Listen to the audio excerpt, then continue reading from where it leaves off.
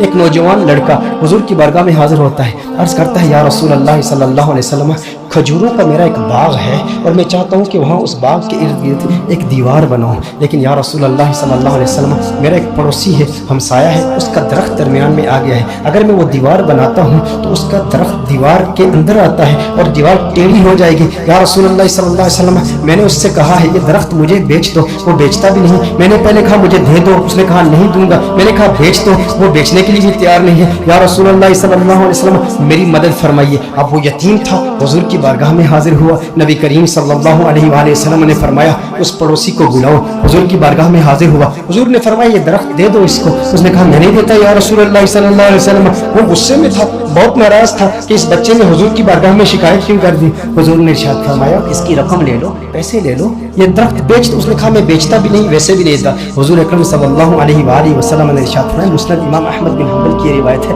میرے آقا صلی اللہ علیہ وآلہ وسلم نے ارشاد فرمایا اچھا ایسا کرو کہ یہ درخت تم اس کی قیمت بھی لے لو اور اس درخت کے بدلے جنت میں ایک ایسا درخت ہوگا کہ جس کا سایہ اتنا طویل ہوگا کہ اس کے نیچے اگر 100 سال تک ایک سوار اگر سواری کرتا رہے تو اتنی طوالت ہے اس کی، اتنا سایہ ہے اس کا، وہ درخت جنت کا بھی لے لو، اس نے کہا یا رسول اللہ صلی اللہ علیہ وسلم میں قبول نہیں کرتا۔ اب وہاں پر صحابہ کرام علیہم رضوان موجود ہیں، حضرت سیدنا ابو الدحداء رضی اللہ تعالی عنہ صحابی رسول موجود ہیں، عرض کرتے ہیں یا رسول اللہ صلی اللہ علیہ وسلم آقا اگر یہ درخت میں کسی طریقے سے اس سے خرید کر اس یتیم کو دے دوں تو کیا یہ آپشن میرے لیے بھی اوپن ہے کہ جنت میں مجھے بھی وہ درخت مل جائے گا؟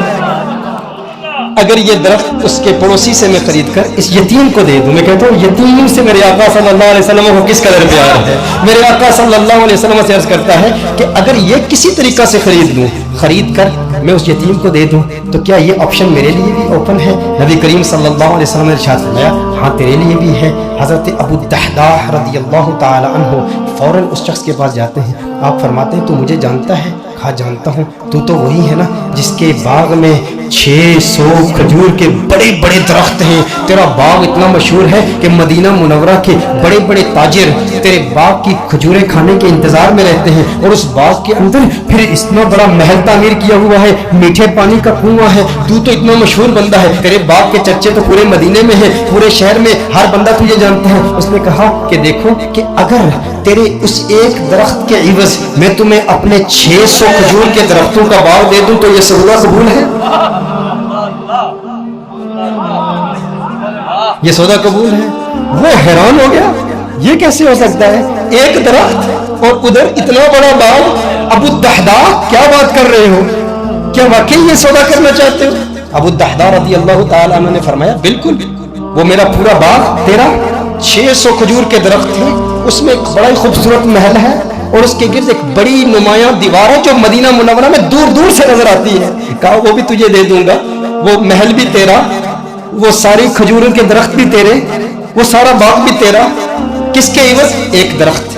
کہا ٹھیک ہے، اور حضور کی گواہی میں یہ سودا ہوتا ہے۔ اب ابو الدحداء رضی اللہ تعالیٰ عنہ فوراً وہاں سے جاتے ہیں، اب ان کی جو زوجہ ہے وہ اس باغ کے اندر ہے، باہر سے آواز دیتے ہیں اپنی زوجہ کو، ہے ام دحداء ذرا باہر ہو باہر ہو، میں نے اس باغ کو بیچ دیا ہے۔ اب ام دحداء جانتی ہیں یہ بہت بڑا تاجر ہے، بہت بڑا بزنس مین ہے، خسارے کا سودا نہیں کرتا، کبھی خسارے کا سودا نہیں کرتا۔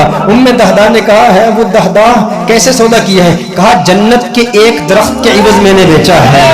اب دیکھو میرے دوستوں، اب دیکھو ام دحداء وہ نیک بخت خاتون، وہ خوش قسمت خاتون، اس کی عظمتوں کو سلام۔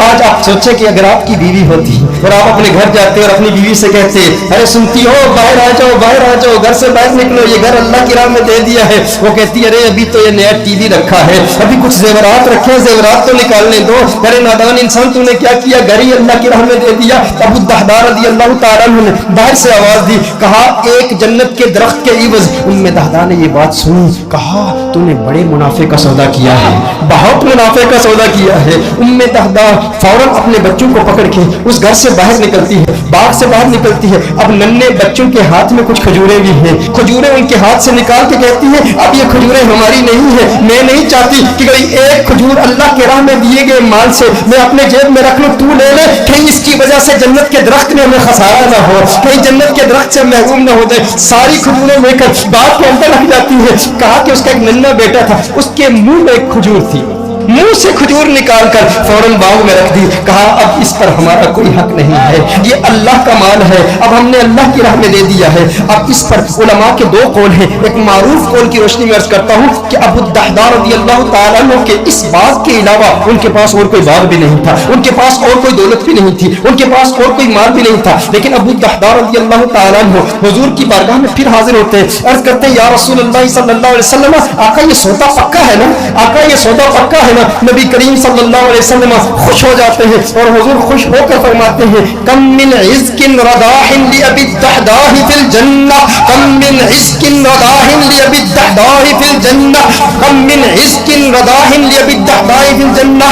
रावी कहता है हुजूर बार बार पढ़ ले, मुसलसल ये जुमले कह रहे हैं अबू दहदा तेरे लिए जन्नत में कितने दरख्तों की, कितनी टहनियों पे कितनी खजूरें, माला माल है तू।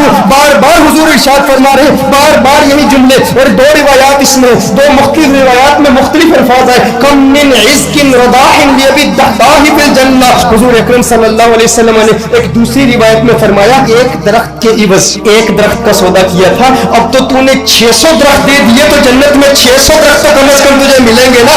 मैं मोहम्मद अरबी सल्लल्लाहु अलैहि वसल्लम जन्नत में देख रहा हूँ कि खजूरों के कितने दरख्त अल्लाह जल्ल व अला ने तुझे दे दिए हैं। मेरे दोस्तों इतनी कुर्बानी दी, एक यतीम की खातिर दी, लेकिन उन लोगों की कुर्बानी का अंदाज भी देखे, उनकी कुर्बानी का अंदाज भी निराला है। आज कोई कुर्बानी दे ना तो उसे जन्नत की जमानत मिल जाए, या कोई कहे, कोई शेख ही कह दे, कोई स्कॉलर ही कह दे, कोई ऑर्गेनाइजेशन का मेंबर ही कह दे, कोई तहरीक वाला ही कह दे, इतना काम करे ना तो फिर तेरा काम कबूल हो जाएगा। वो कहते हैं मैंने तहरीक के लिए, मैंने दीन के लिए, मैंने इस मस्जिद की तामीर के लिए, मैंने कंजुल हुदा के लिए, मैंने दीनी ऑर्गेनाइजेशन के लिए, अपनी तहरीक के लिए इतना बड़ा काम किया, अब ये काम काफी है। लेकिन सहाबा किराम अलैहिम रिज़वान का ये मिजाज नहीं था। अबू दहदा के लिए मेरे आका नारे लगा रहे हैं, बार बार फरमा रहे हैं अरे कितनी खजूर है, मैं देख रहा हूँ जन्नत में ये सारे तेरे हैं। बार बार इरशाद फरमा रहे हैं भाई जितने इतनी तसल्ली मिल जाए और लिसाने मुस्तफा से मिल जाए, आका की जुबान से मिल जाए, उसकी किस्मत किस उरूज पर होगी। लेकिन फिर ये वही अबू दहदा है, उसके बाद भी मेहनत करते रहे। ग़ज़वाए उहद में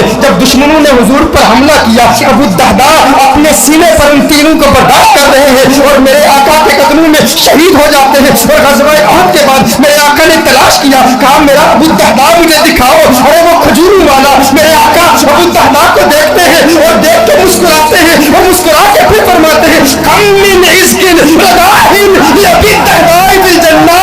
अबू दहदा जन्नत में खजूरें ही खजूरें, खजूरों के दरख्त। मेरे आका खुश होकर उसकी हौसला अफजाई फरमा रहे हैं। मैं कहता हूँ कैसा खुशबख्त है जिसने हुजूर की जात के लिए, हुजूर की जान की तहफ़्फ़ुज़ के लिए अपनी जान दे दी।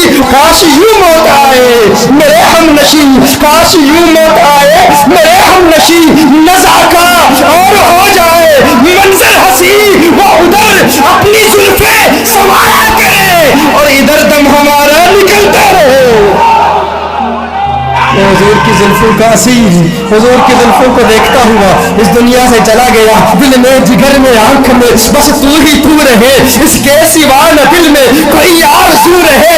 इस एहतिमाम में शौक़ में सजदे करूं अदा, तेरा ख्याल आए तो दिल बावजू रहे। और जन्नत मेरे नसीब की वाइस को बख्श दे, मेरे कफन में गैस में जाना की भूले। जो उनकी जुल्फों को असीर होते हैं वो ना अपना नाम मांगते हैं, ना वो तस्वीरें, ना वो एलानात के शौक रखते हैं।